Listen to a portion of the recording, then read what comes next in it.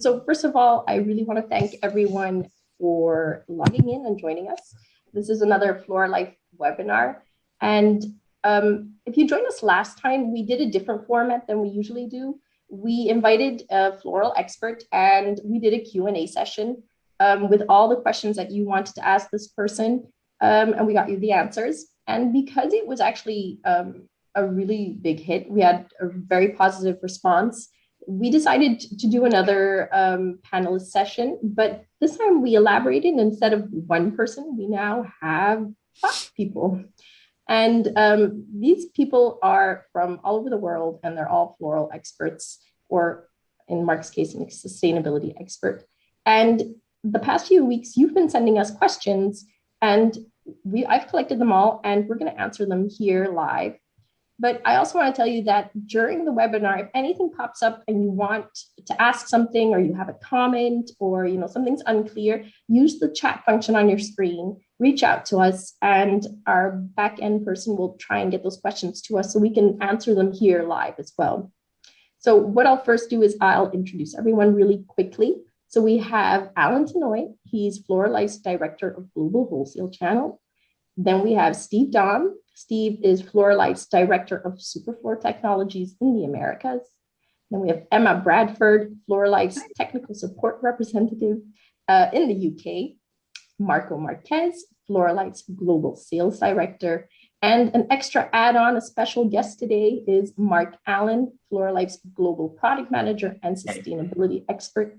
He tagged along because we got quite a lot of questions regarding sustainability and sustainable products. And so we thought, we'll just get him on board because he knows all the answers. So thank you all for joining. And I'm going to go ahead and read all the different questions. I've assigned names to them, so I'll be asking you individually. But anyone else who wants to jump in, add on, feel free to. The more information, the better. So a question we got from someone in Australia is, it seems like Aussies don't use as much flower preserves as other countries. In most videos and workshops, American florists use Crowning Glory, which I can't get my hands on. Is there an equivalent? Alan, can you help us out with this one? Yeah, sure. There are, let's talk about what those products are first, kind of in a general sense. The main feature of both Crowning Glory and the product that is available in Australia is Finishing Touch. It's a FloraLife product. Both of those products, their main feature are that they are anti-transparent, which means that when you apply them it's a ready-to-use formula, so you don't mix anything, you just apply it. When you apply it, it covers the flower and the foliage and the stem, and it helps the flower to keep whatever moisture it has inside from leaving the flower. So, which is actually part of the natural process of flowers and plants. But by keeping the moisture inside, it helps the flower to the flower's quality to last for a longer time period, especially in situations where you don't have a ready or convenient water source for those flowers. So think events, weddings, transportation, periods where the flower is not traveling in water, has access to water. We did a study back in, I think it was around 2017 in our lab to measure the effectiveness of these kinds of anti-transparent products. This particular test was done on our Finishing Touch product, and the results of that test showed that on a wide variety of flower types, we could continue the quality or extend the quality of those flowers for about 1 to 5 days. So you do get a significant advantage in applying it at the end of your design process, assuming you're a retail florist. And that's basically what those products are. So for the person who asked the question from Australia, we do have Finishing Touch. Our warehouse is in the Melbourne area. It's not in Melbourne, but it's in the area there. I mean, Australia is a very big country. So if you are interested, all we need is your email address, and we can refer you to our guy in Australia, John Warner, who will probably be very happy to get in touch with you to get you some of that Finishing Touch product. Great, thank you for that, Alan. At the end, I'll be sharing a slide with the email address that you can send questions to, or as this lady, she can reach out to us. Actually, I have your email address. I can reach out to you as well with the contact details that you need. Another question we received. I recently heard that stripping roses actually stresses them and doesn't prolong life. Are we being too aggressive? This actually would save a lot of time with event prep. So I understand that they want to do it, but is it harmful? Emma, can you help us out? Oh, yeah, sure. So when it comes to things like that, you have to think about how the water and how things naturally happen on the flower. So all plants, the water moves in plants from the roots up to the leaves. And what makes that water move is inside the plant, inside the stem. If you imagine all those water molecules are actually holding hands all the way from the roots all the way up to the leaves, when one water molecule is transpired out the leaf, it pulls that whole chain up. So that's what happens in normal, regular plants. When you cut a flower, you think about it, I think about it anyway, as in you're removing the roots from that plant. It's still alive. That cut flower is still alive. It's still doing the process it normally would if it was attached to the roots. So those leaves, in some respect, are still going to be helping that movement of water from the bottom to the top. So that's one reason that you really don't want to remove all the leaves. As far as for an event, it's best to just remove any leaves that are going to be below the water. Leave any leaves on that are going to be above, because it's going to help that water movement. It's going to help that solution to go up. As far as stressing, yes, I definitely agree. The least that we do to a plant, to a cut flower, so cutting, pulling off leaves, damage of any sort, is going to trigger a stress response in that flower, in that cut flower, whether it's a plant or as a cut flower. Now, the aim of preserving vase life in cut flowers is that we want all those processes within the plant in the cut flower to continue for as long as possible. And removing leaves or guard petals or cutting is basically a stress on that flower, and so it's not going to last as well. So really, for events, I wouldn't actually process them. And what I mean by process, I mean normally when you get cut flowers into a florist shop, you process them by removing all the leaves below a certain level, cutting them, putting them into solution. If you're working on an event and you may not need that whole stem in solution anyway, I would leave them. Leaving them in solution for 24 hours isn't going to harm anything, and just remove the leaves that you need to remove. Don't go overboard. Some leaves are very useful. Don't remove them, all of them, is basically what I'm saying. Thank you for that. I'm really interested to know what types of roses respond best to reflexing. And so reflexing, for who doesn't know this term, is pulling the petals back of a rose to make it look more full and open. So this person would like to know which types of roses respond best to that. And they've noticed that some just bruise, while some seem to hold really well. And they are wondering, are white roses maybe a culprit that are very prone to bruising during reflexing? Emma, do you know? Yeah, white roses in general are very prone to bruising of any kind. So any kind of sort of mechanical damage. By mechanical damage, I mean sort of pressure on that petal of any sort, whether it's something that we've done with our hands or with actually the heads pressing to against each other in boxes during transit. The white ones are very prone to that in general. As far as a reflexing goes, now I know as a florist, if you've got an event and you've bought your roses a day before the event, chances are you will need to force them open to some degree in order to make them look the way you want them for the event. It's a bit of a trade-off between what is good for the flower and technically, and what is pleasing and what is actually doable in the real life. So ideally, I wouldn't recommend to force flowers open, basically. I would let them open naturally. And the way that you can get them to open naturally is, one, keep them in the light, two, keep them warm at room temperature, basically. So keep them out of the cooler, just keep them at room temperature, not more than that. And then feed them with a flower food. So anything in the 300 level, 300 range of FloraLife products is what I would put them on in order to help them open. And I would let them open for, if you can, for 2 or 3 days before your actual event, so that they're at a stage that you want them to be. So let them open naturally rather than forcing them, and you can prevent that damage. Good one. Thank you. Then I have a question that's for everyone, actually. So how did the pandemic affect flower sales? Are there any interesting learnings from certain parts of the world from the pandemic that you can share with us? So Steve, maybe you can start off. Do you have any things that you've noticed? Sure, I'll start with the, I guess, the U.S. view. Here in the U.S., the flower movement is in 3 channels, the wholesale channel, the e-commerce channel, and the supermarket channel.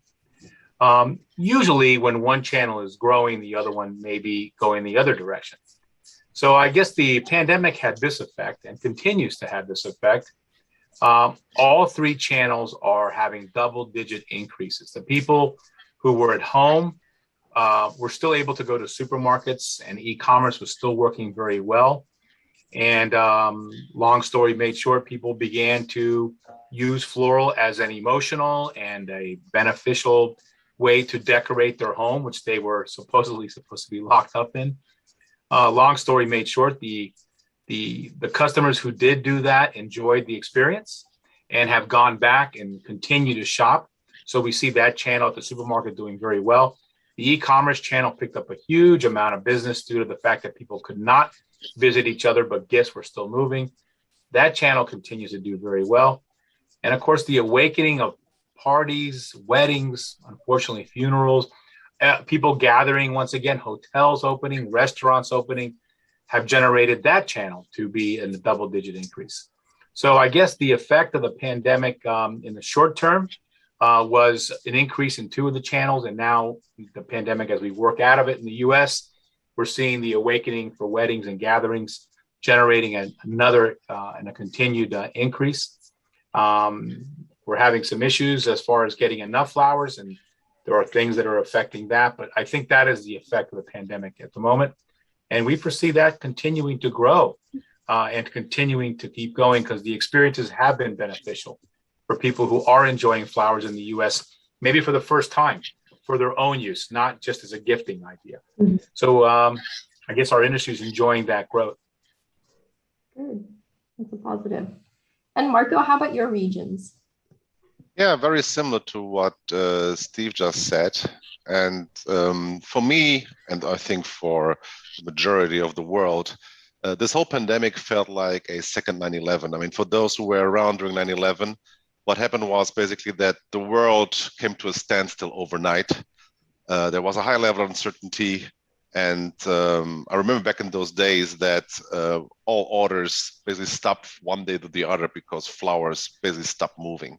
And exactly the same was observed in the beginning of the pandemic, early spring last year.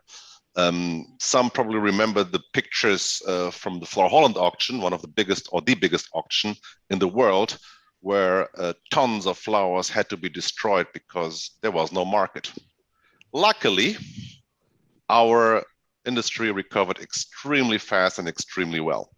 So it took about 2 to 3 months. And after that, people either rediscovered flowers, or as Steve said, new buyers came up, new consumers started enjoying flowers, because when you're, of course, locked up at home, you like to make it nice at home, and flowers and plants are a great contribution to feel well and make it nice.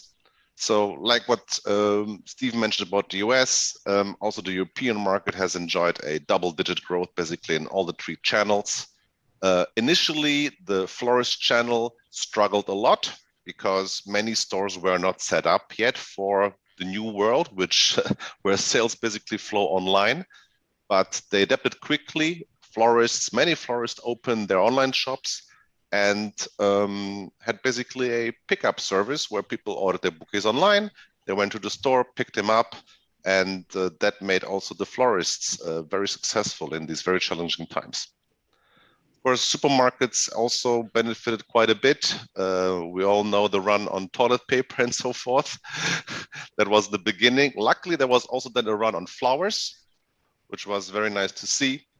And yeah, .com just went through the roof. I think many of the companies struggled to fulfill the orders. 2 or 3 times growth coming already from a high level. So yeah, I think our industry has been blessed, and we are one of the lucky winners in these difficult times. Yep. Agree.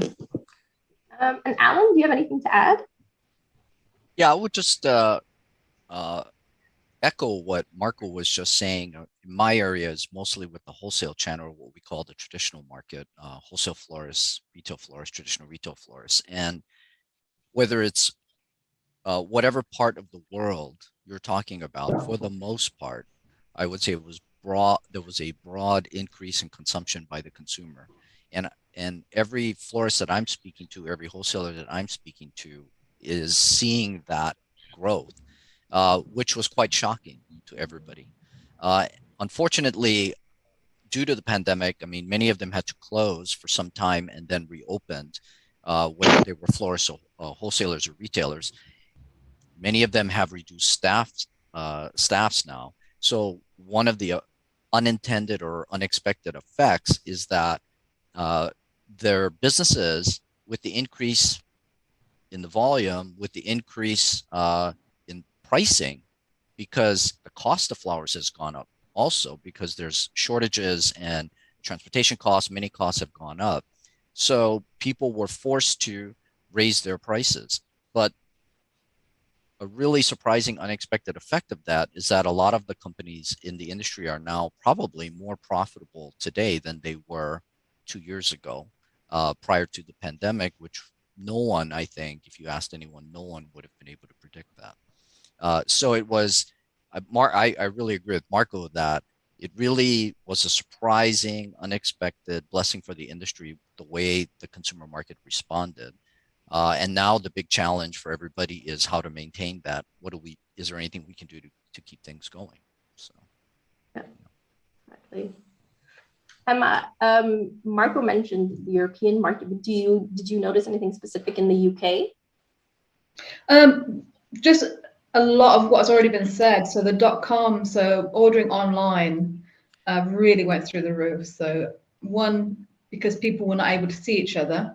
So usually if you'd go pick up a bunch of flowers from the supermarket on the way to go see your nan or your mum or something, that was all now being done online. So a lot of gifting, a lot of .com gifting, because you weren't able to see anybody. But also we've got quite a few .com companies where you send flowers, but it's almost a do-it-yourself bouquet.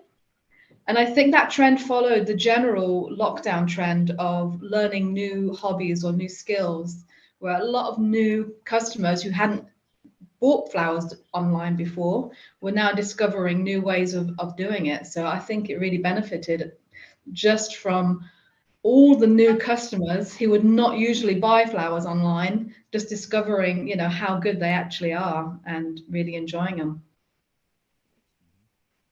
Thank you, guys. Now I have a question for Steve and Marco. So globally, how has the difficulties in transportation affected flower quality? Steve? Well, it has been an issue and it continues to be. As the world keeps moving and the volumes, as we mentioned, increase, there's been a real stress on the transportation chain from the farms all the way to the end consumer. And whenever you stress that channel or that chain, you start to play with the cold chain. And these fluctuations and improper management or improper protocols due to delays, due to reduced availability of airline space, people moving over to ocean freight shipping due to the fact of the reduction in the air freight space. All these things are factoring into what we're noticing is proper or improper improper movement in that cold chain. This brings upon a very important point and something that we deal with at FloraLife, and that is the proper adherence to the cold chain. Our products and our services help people develop these protocols, and the all-important adherence to them will only help the product move through the current channel and or recuperate from an improper temperature management or on rehydration, for example, or controlling of ethylene. So we do see it. And the other two things that we're noticing are there are other industries now competing against us in Latin America, for example, for the infrastructure. So I'll give you a real brief example. The ocean freight shipping coming out of Colombia, which we all know is a large producer of flowers for the US market and actually globally. Because of the shift into ocean freight, we're now competing against the avocado growers for the same exact logistical space. Long story made short, cost is a big issue. Avocados move a little bit more expensive than flowers do. And as we are now feeling this pandemic issue where infrastructure and equipment go to the highest paying. So we're seeing all these kind of things, all these kind of points that are affecting the movement of the flowers. And it is important for everybody out there to team up with responsible protocol following handlers and shippers of flowers who understand not only the products that they're using, but how to use them properly and how to assure that the end consumer, which is what the important part is, the end consumer has that enjoyment that we're all talking about right now. That's very important to the industry. Thanks for that. Marco, is there anything you want to add? Yeah, I mean, what we've seen is really kind of the perfect storm where the consumption went luckily up a lot for flowers, but as Steve outlined correctly, it's competing, of course, with many other products which also have been going up in the demand quite a lot. And yeah, we all know that during the pandemic, passenger air flights reduced heavily. And for those who don't know, many flowers travel in the belly of a passenger airplane. So that missing capacity has put a lot of constraints and issues on the entire supply chain. And then once the flowers arrive, let's say from either East Africa or Latin America in the Northern Hemisphere, where most flowers are consumed, then the battle goes on where they're competing. We all know the example with the toilet paper, trucks running with toilet paper, not with flowers. And yeah, the distribution centers, for example, of supermarkets, they only have so much capacity. And if they have to choose, of course, between the avocado, like Steve mentioned, or the banana, or the flower, well, guess which product gets priority. So that has been an ongoing battle, I would say. But still, flowers luckily made it to the point of sale. Of course, with all these logistical challenges, there are delays in the supply chain, which cause interruption of the cold chain, which ultimately has an impact on the flower quality. But I think overall, the entire industry did an extremely well job given the circumstances. And I'm not aware of any significant quality issues. Of course, they're here and there. It's a perishable industry. You will always see them. But nothing to the extent that I would say it's alarming. Would you agree with me, Steve, on that one from your side of the business? Yeah, I think here in the Americas, we're moving a lot more product than we were last year via ocean freight container, or at least looking into it, Marco. And we have seen some quality issues due to the break in the cold chain. And I go back to what I said a minute ago. It's all important that you partner with people who understand the proper protocol, use the proper products. And that's kind of the role we play at FloraLife globally. Our product line prepares the flower to move through the channel and to overcome these kind of stressful situations. And the rehydration, for example, is a clear example of that. So yeah, we are seeing it, and we're seeing people overcoming it. And I think it is important more than ever right now to partner with the right people, everybody. Thank you, Steve. Good recommendation there. And then I have another question, which is an important one at the moment. I've been having a hard time sourcing product. Can you please explain the reasons and provide an update on the outlook what are the industry players saying? So let's go over to Steve again. Steve, what's your opinion on this one? Why are we having hard time sourcing products? Well, we've mentioned already the reduction in availability. I want to bring up a couple other issues too. So everybody on the growing side, at farm level, for example, and supply level, sees the opportunity to increase their acreage, their hectares in production. You have to step back a little bit and recognize that at this point, even though there is property available, there is some very strong global constraints on some very key issues that would allow that property to become into a flower production. And I'll just bring up a couple. Well, some are very obvious, but we haven't thought of them. The actual plant material isn't available. You have to develop that. During the pandemic, a lot of those facilities which generated that plant material went into the same exact, I'll use the word sleep, that the rest of the world went into. Obviously, there was no market for them. You can't produce something and throw it away. So now we're revamping or reestablishing all that mother stock material. So there's a reduction in availability of that globally. Secondly, something as simple as the plastics which cover the greenhouses are not available. And not only are they not available, they're hard to get a hold of. And the product that is out there, we're fixing up what we currently have in the industry. So I see that as another problem. The actual structures are unavailable to generate this growth. So when you start adding up all these things, and somebody, I think it was Marco who mentioned there's a labor shortage in many part of these parts of the world as well. There are certain rules. There's a certain density population rules at certain farms still battling the potential of COVID. So all these things come into effect, and it's going to continue the real problem we have to meeting the market demands. So you add up the growth and the fact that we're not producing an increased amount anytime real soon. And we're probably looking at about 18 to 24 months of the industry still trying to play catch up. And that's from people that we've had in conversations who are actual producers. They're hoping with 18 to 24 months, they'll be able to start to turn the corner. The market will maybe adjust a little bit and demand may drop in some of the channels. And that's the observations that I've heard and had discussions with the people in the industry here in the US.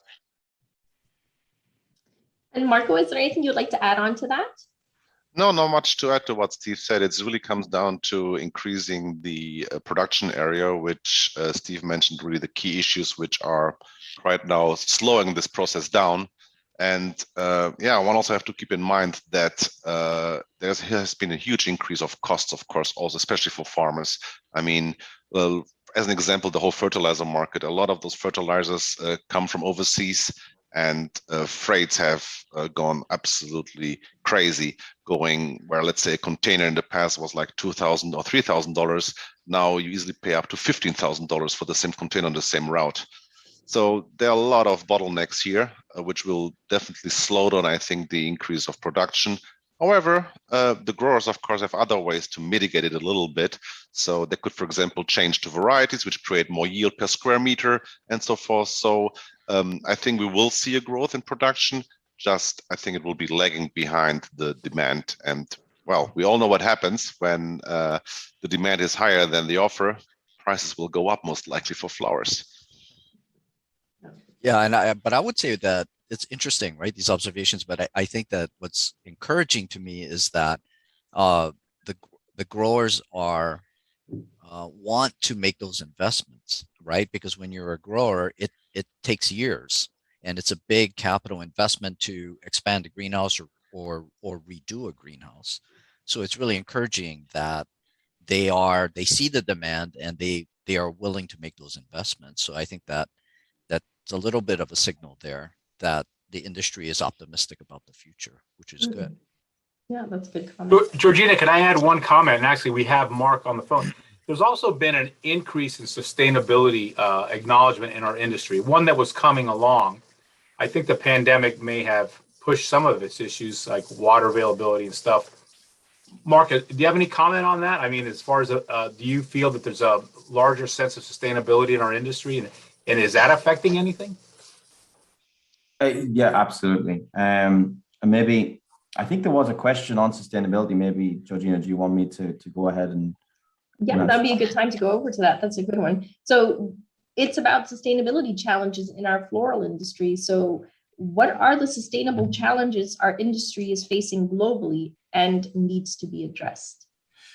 Yeah, so a very big question. And I think it's important to focus first on because there are so many different sustainable challenges that the industry faces. You know, you've got packaging, you've got carbon footprint, you've got your waste, you've got you know, your farming and fertilizer use, shipping, energy usage, all this, everything, you know, aerosol use. There are so many different things that you can do as a business inside our whole supply chain to be or to become more sustainable. So that the harder part is, where do you start and where do you focus? And the way I look at it is, you've got two different groups of activities when it comes to becoming more sustainable. And these are what we're seeing in the industry where people are focusing. So you have sort of like an isolation activity where maybe you want to reduce your packaging, or you want to improve your carbon footprint, or you want to reduce the amount of aerosols that you use, or something like that. But you're kind of impacting one area of sustainability.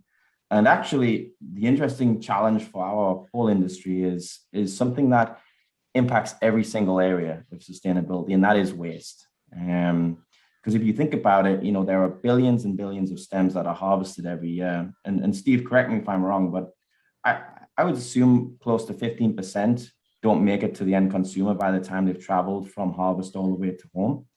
That is an industry guidepost, yes. That about 15%. So if you think about that, that's 15% of the billions of stems. So let's just say billions of stems are actually wasted and don't meet the hands of the consumer.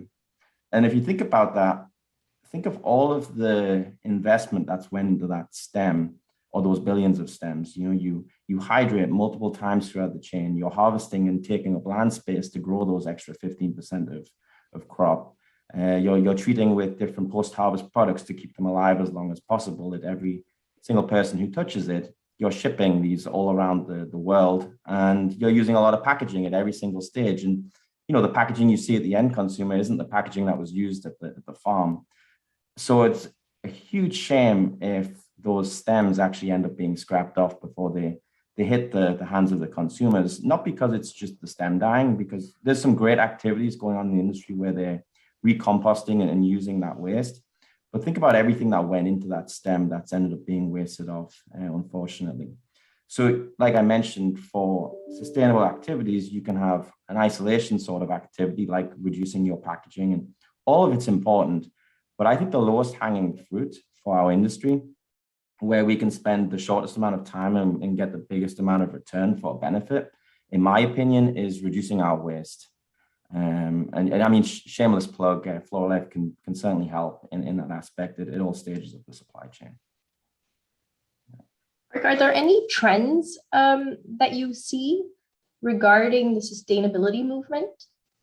Yeah, I mean, if you go around all the trade shows that are happening around now, I don't think you will find one booth that doesn't have some focus on sustainability. So sustainability in general is definitely a trend.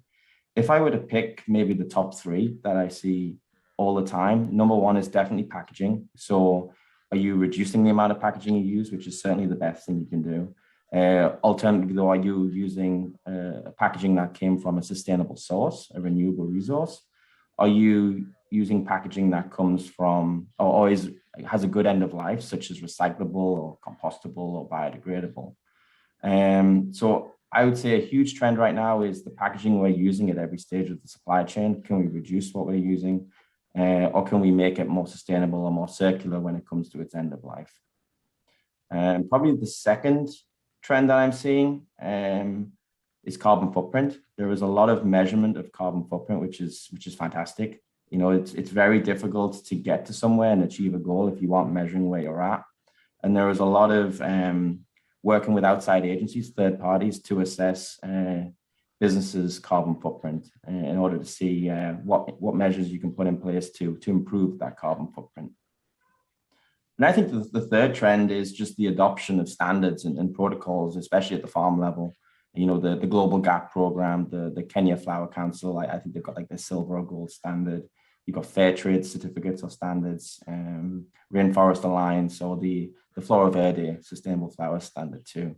So there's a lot of adoption of standards, which is kind of criteria that the growers and other providers need to meet in order to achieve that standard and certificate. And I think that's a very good trend. Yeah, that's a good one to see. Yeah. Can I add one that we're seeing at farm level? And that is for example, a good example, just to let everybody be aware, there's where the economy and the sustainability come into effect and they both benefit. So the control of insect control has shifted very strongly in greenhouses toward away from the chemical, more to the biological control. So obviously there's a benefit, sustainability there for the environment, but also it's economic. We're learning that by controlling biologically, we not only spend less on chemicals and labor and such, but we also benefit the environment. And in the end, it's a win-win. So we're seeing those trends definitely happening at farm level.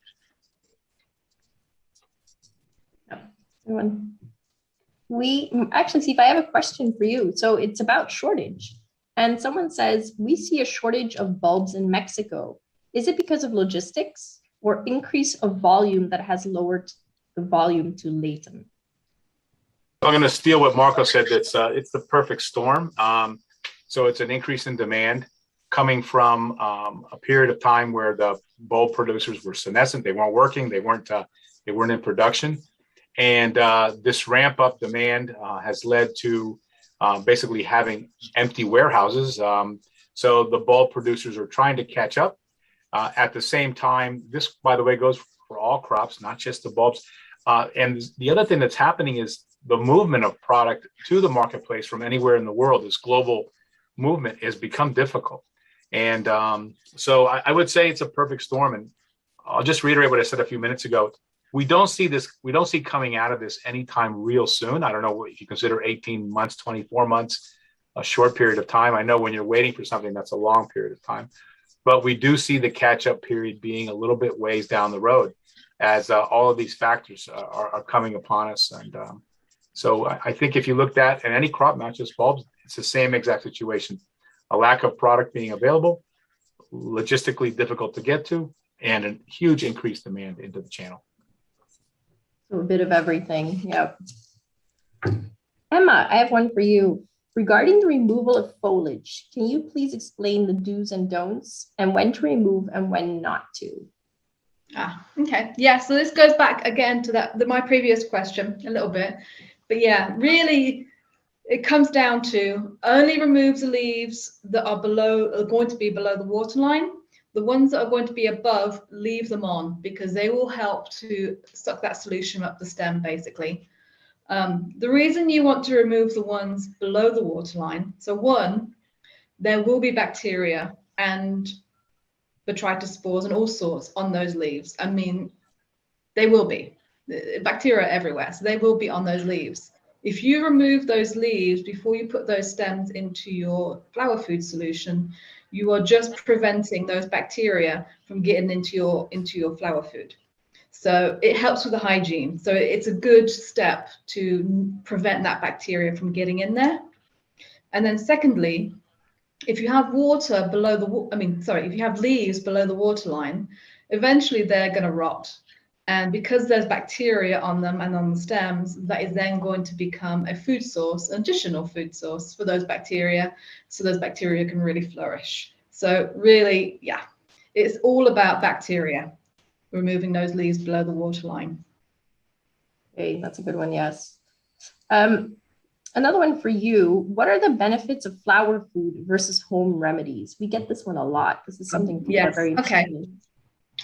So one thing I'll say about the flower food, I mean, obviously we're in the business of making flower food, but what most people don't see is all the research that goes on behind the scenes in order to make that formulation. So before we actually launch a flower food packet, there will be umpteen stems and vases of flowers and flower food that have been tested for at least 12 months before that. in different parts of the world. So it'll all start at our R&D headquarters in South Carolina. And then once we've got a formulation that we think, yeah, this is going to work, we then send it out to our other labs around the world so they can also be verified with the water from that country, from the flowers that are local, things like that. So we can ensure that it is going to work as well as it did at R&D facilities around the world. So there's a lot of science that goes on behind deciding that this amount of flower food to 1 liter of water or ½ liter of water is what is going to be optimal for all flowers. So bearing that in mind, if you have a home remedy, so whether it be adding bleach to the water or a penny, or there's soda, if you use pop or soda, 7-Up, things like that, there's a little bit of benefit to maybe some of those things, but it doesn't include everything that is in that flower food. And how much bleach do you put into the water? I mean, is it a teaspoon to a liter? Is it more than that? There's all sorts of things. So I kind of liken it to using something other than flower food for your flowers is a little bit like washing your hair in dish detergent. It may kind of do the job, but it's not designed for that. And there may be all sorts of other side effects that you don't want. It's always best to use the product for the job that it's designed to do. So there's that. Basically, yeah, flower food is designed to treat flowers. Everything else, there may be a slight benefit, but there's always going to be a downside to it. You're not going to get everything that you need in one home remedy. Oh, To maybe add to that too, you also have to think from a cost perspective. Once you start adding the Sprite in and the bleach in or whatever else you're doing, I could pretty much guarantee it's going to be more expensive than using a proper prepared post-harvest product. So it's even from a cost perspective, it probably doesn't make sense. Yeah, true. Thanks, Mark. Yeah.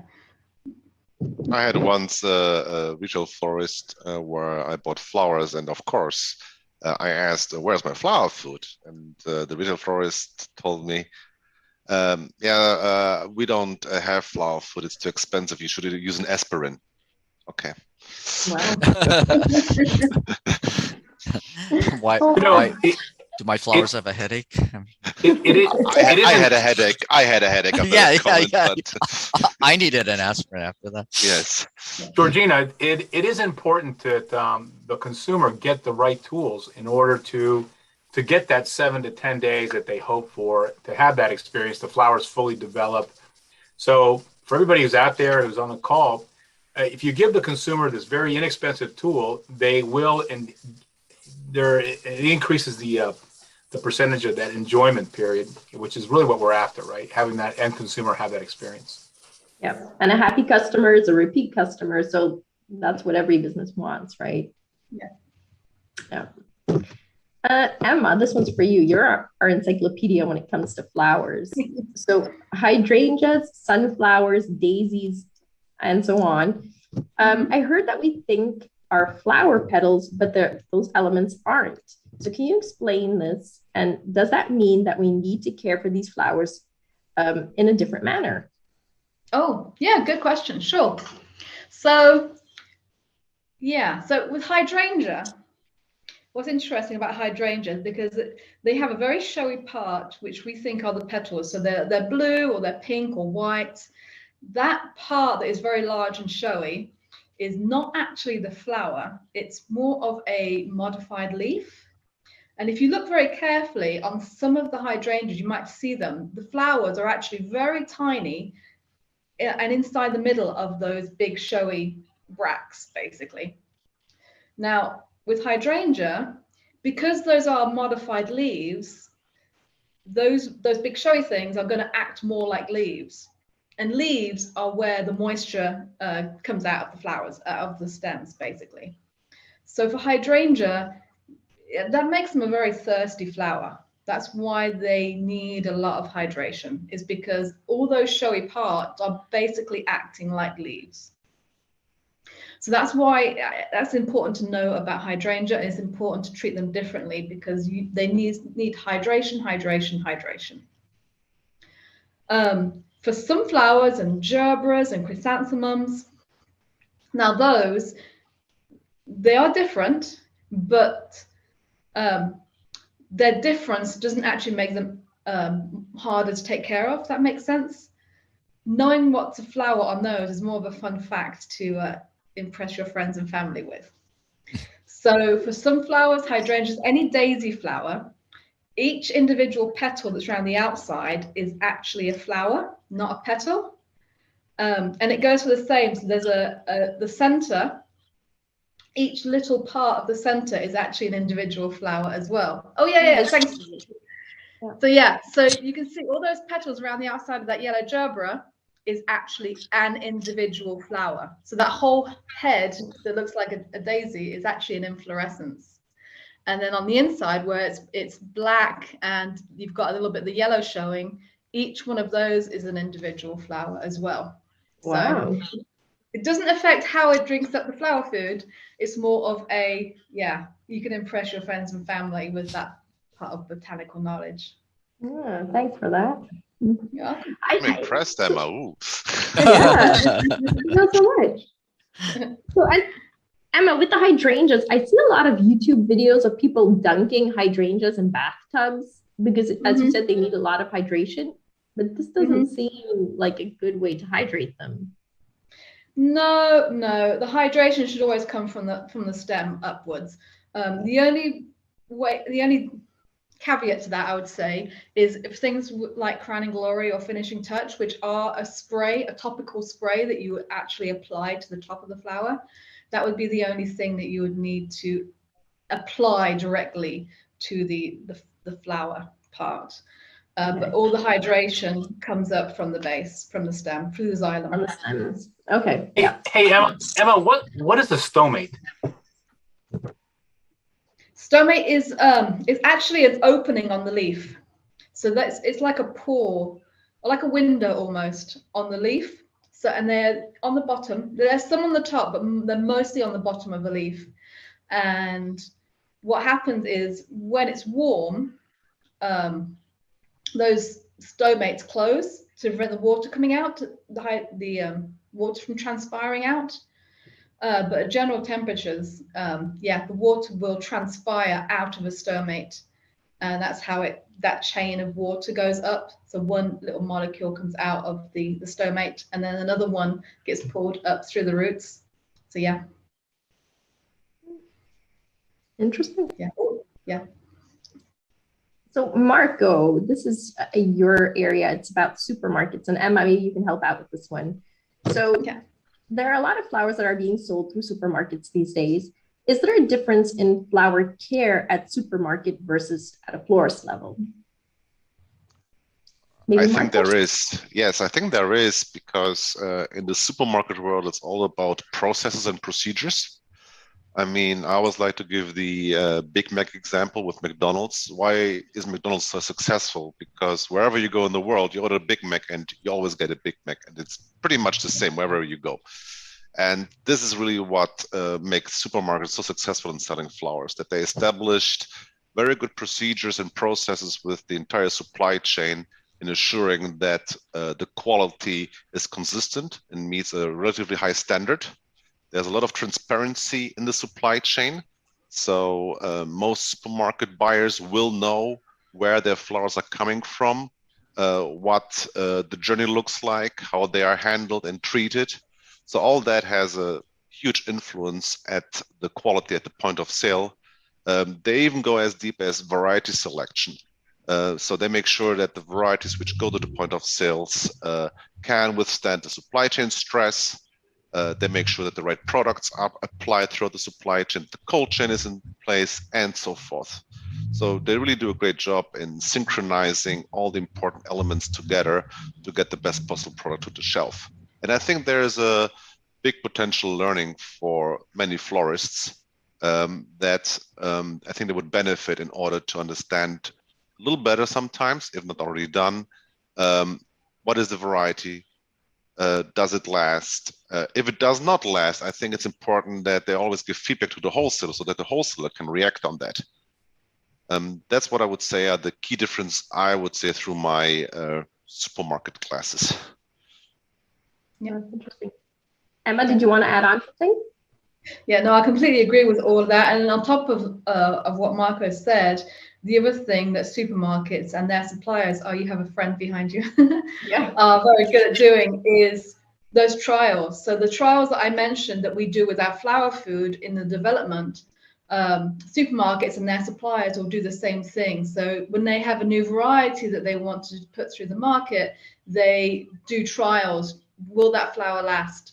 You know, does that variety perform well? Will it be good enough to go through our supply chain? So there is a lot of background work being done in order to test the protocols as well as the varieties, the combinations of flowers. So whenever they make new bouquet mixes for events, so for Christmas or Valentine's Day or Mother's Day, they will have a pre-production run and they will do vase life testing on all of those bouquets in order to ensure that it actually meets the guarantee that they put on the bouquets. So there's a lot of background work that gets done, and like Marco said, it's consistent. So they've got protocols in place and they follow them consistently, so there's consistent quality at the end. And that's how the UK supermarkets anyway can put a 5-7 day guarantee on their bouquets, because they know they've already done their homework. They know those flowers are going to last for that long.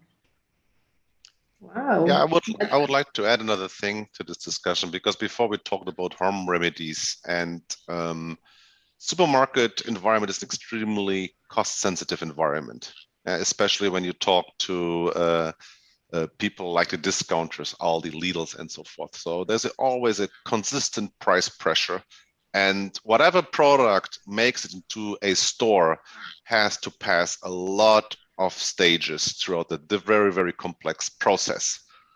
So I think this is some food for thought, when maybe some people believe that flower food is not the first choice, but they should be using bleach.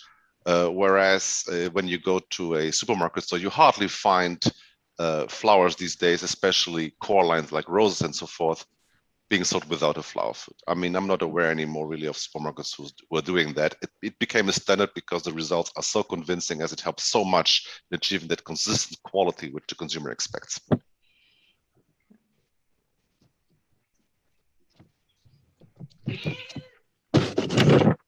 You're getting support? Is that the IT department? Is that the IT department? I wish. I think she wanted to read the next question. She was blocking my notes.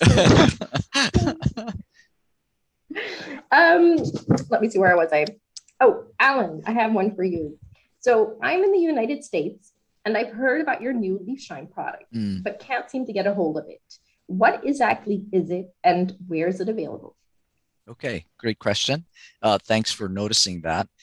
We did recently, like as in a couple of months ago, work with our German operation in Germany and our supplier to change the formula of our Leaf Shine as a new product.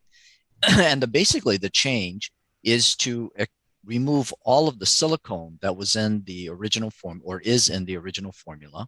And then the part of the formula that creates the shininess, right? So you can, whatever you might think of it as the active ingredient in that formula, was changed from a petroleum-based product to a renewable sourced product. It's basically a vegetable-based, or plant-based, I should say, oil.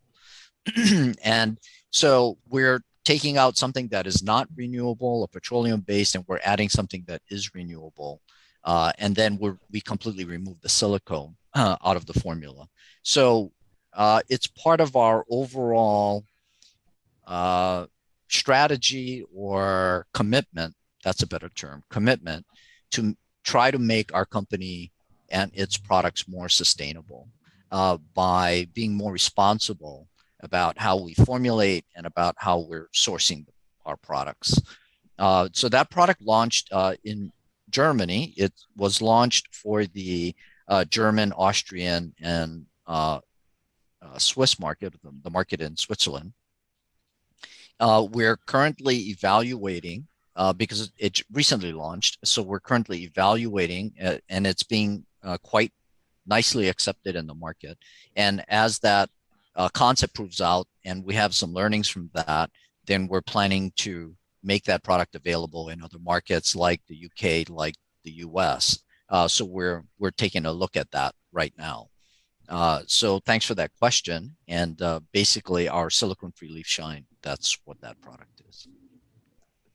And I would like to tell this person to definitely keep an eye out on our social media, our blog, our web shop, our website. We update it regularly. Whenever something new is up or available, we'll communicate it. So definitely keep an eye out and you'll find out soon when and where it's available. So this is a good question because we just discussed that we noticed that the sales were increasing and that Corona was actually a good thing for the floral industry. And so Marco and Steve, what do you expect? When do you expect this will start to level off or start to drop down? What are your predictions for the future? Maybe Marco? Sure. If I would know that, I would probably be on the stock market and be a rich man. I'm not. So my best guess would be it all comes down, of course, how the economy will do, how Corona will evolve. But based on what we know today and what we heard also during this call, I expect the shortage to continue, which will mean higher prices.